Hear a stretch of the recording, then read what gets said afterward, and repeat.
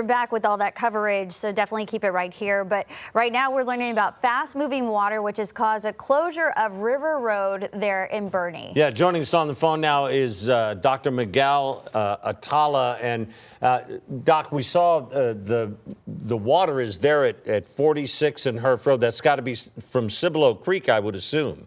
That's correct. Give us an idea of what you've seen there.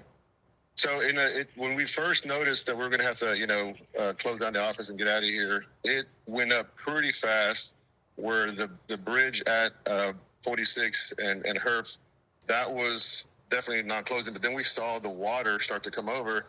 So before we can actually leave, everywhere on the river started to get underwater. I tried a few ways to get out of here, but if you didn't have a big truck, there was no way I was going to go through those water crossings. So we came back. We were just watching the water rise, and it happened pretty quick. And the next thing you know, we see a car just kind of floating. And I was like, what in the? So I ran in that direction, and a guy from the gym next door to us ran that direction. And he got pretty close and was kind of screaming at her to get out, because at that point, she probably could have got to him pretty easy.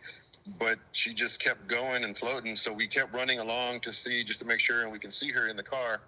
And then the gentleman was able to flag down the police, and that's when they made the call to try to do the water rescue. Were they able to get to her? Were you able to watch from your vantage point?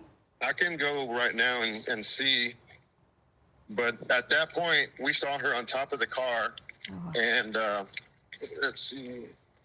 And you can see, I can still see the lights of the car. It got wedged before it dropped off into the Boerne City Park where the Cibolo Creek drops into.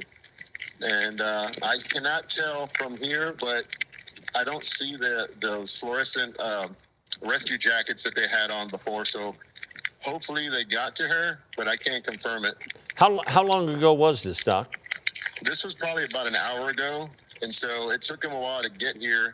And then we saw some water rescue come across our parking lot. And we're kind of up on a ledge. I can see a sign that the power lines are probably 4 or 5 foot from the water. That's how high it is. And our office, the Iraqi office, is about further down the parking lot, and it's on a ledge. And so from there, it's about 6 inches from us. So the water is definitely not just high, but it's spreading out. I mean, our entryway to the parking lot looks more like a boat ramp. So, well, I would think that water's got to be, if it's 4 feet from those power lines, it's got to be a good, 10, 12 feet deep, isn't it? Right there at the intersection? Yeah, it's floating pretty good.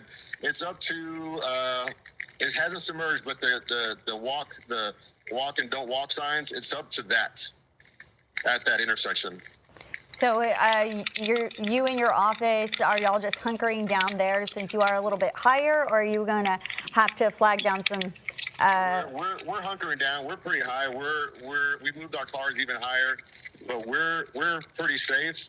The only issue is if it keeps rising, I still think we'll be fine, but it may get into there's an Anytime Fitness here right next to us. The last time it flooded like this was 2014. Wow. But I feel like this is worse. Yeah. Give us a little better idea, if you don't mind, Doc, where is your office located? I can see the intersection. We're on River Road, which looks like a river. So I can see the intersection, the blinking lights, and excuse me, it's hard to measure out about 500 feet from that intersection. We're right there. This is the way I come to work every day. Now, Ryan had just told us we can expect somewhere probably around a foot of rain today and tomorrow through this time tomorrow. Is it still raining there now? It's raining pretty hard right now. Wow. But you guys are in good shape. You're not going to... We're in good shape. We have snacks at the office and water, so that part's okay. My assistant, he's down in at the rim, so they had a tornado warning, so he didn't. I told him don't bother coming in. So I came in and started calling patients and said, look, I'm here, but if you can't get here, don't even try, because it's going to get worse. And it got worse quicker than I expected. I expected to be able to just go back home, but the river rose, it's actually a creek that looks like a river. It rose pretty quick. And you're not able to go out Herf Road to Main Street, or not? Yeah, to Main Street there. No, none of the exits that I tried passable. This was like an hour and a half ago. And if you didn't have a big truck, I didn't want to try it, but now nothing can get past. Wow. So let us know, if that river continues to rise, you guys are going to, I'm assuming, have to flag down some of those rescue workers to kind of take you to even a higher area. Yeah, we have even a little bit higher above us that we can still go to. So yeah, I think we're pretty safe where we're at.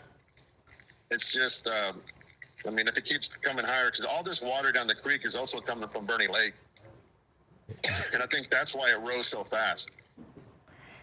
Well, because it rained so much in the hill country, and now it's filling up Boerne Lake and then running down into Cibolo Creek. They said it was over 100% full. So once it starts draining down that path, it just works its way down to us, and I think that's why it just rose so fast.